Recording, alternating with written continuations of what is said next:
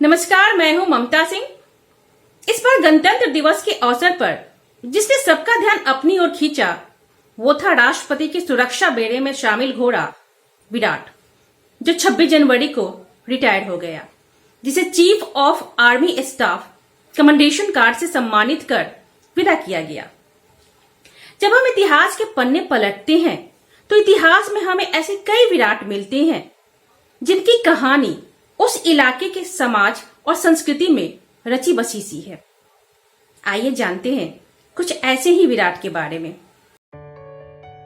घोड़ों ने जैसे ही इंसान की जिंदगी में दस्तक दी, इंसान की गति कई गुना बढ़ गई। दूरियां सिमटने लगी, दुर्गम इलाके सुगम होने लगे। घोड़ों का साथ पाकर इंसान की न सिर्फ सामाजिक चाल बदली बल्कि सभ्यता ने भी एक नई करवट लेनी शुरू कर दी।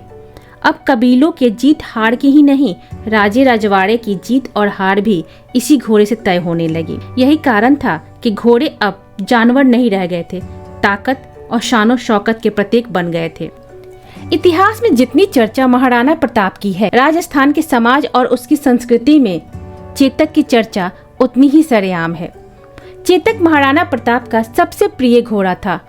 नीलवर्ण ईरानी मूल का चेतक अपनी ओर सबका ध्यान खींच लेता था। वो जितना आकर्षक था उतना ही वफादार भी। एक बार गुजरात का एक व्यापारी ईरानी नस्ल के 3 घोड़े चेतक, त्राटक और अटक को लेकर मरवाड़ आया। ये तीनों घोड़े महाराणा प्रताप को पसंद आ गए और उन्होंने इन तीनों घोड़ों को उस व्यापारी से खरीद लिया। अटक परीक्षण में काम आ गया। त्राटक को महाराणा प्रताप ने अपने छोटे भाई शक्ति सिंह को दे दिया और चेतक को स्वयं रख लिया। 1576 में हल्दी घाटी में मुगल बादशाह अकबर और महाराणा प्रताप के बीच हुए युद्ध में चेतक ने एक वीर योद्धा की तरह उनका साथ दिया और खुद अपनी जान गंवाकर महाराणा प्रताप की जान बचा ली। कहते हैं कि 1857 के युद्ध में 2 ही चीज दिख रही थी। वो थी बिजली की तरह चमकती रानी लक्ष्मीबाई की तलवार और उनको दुश्मनों की वार से बचाता उनका घोड़ा पवन। रानी लक्ष्मीबाई के पास 3 घोड़े थे, सारंगी, पवन और बादल। तीनों घोड़े रानी के रक्षक थे।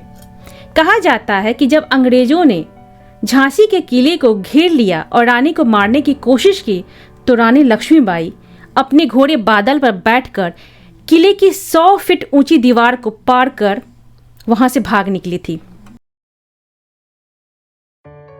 अश्वमेध से लेकर मौजूदा दौर तक घोड़े ने वक्त की पगडंडियों पर अपने कदमों के निशान दर्ज कराए हैं। इस लंबी यात्रा में घोड़ा इंसान के साथ साथ चला है। अब इंसान कहीं आगे निकल गया और घोड़ा तेज कदमों के बावजूद भी पीछे रह गया।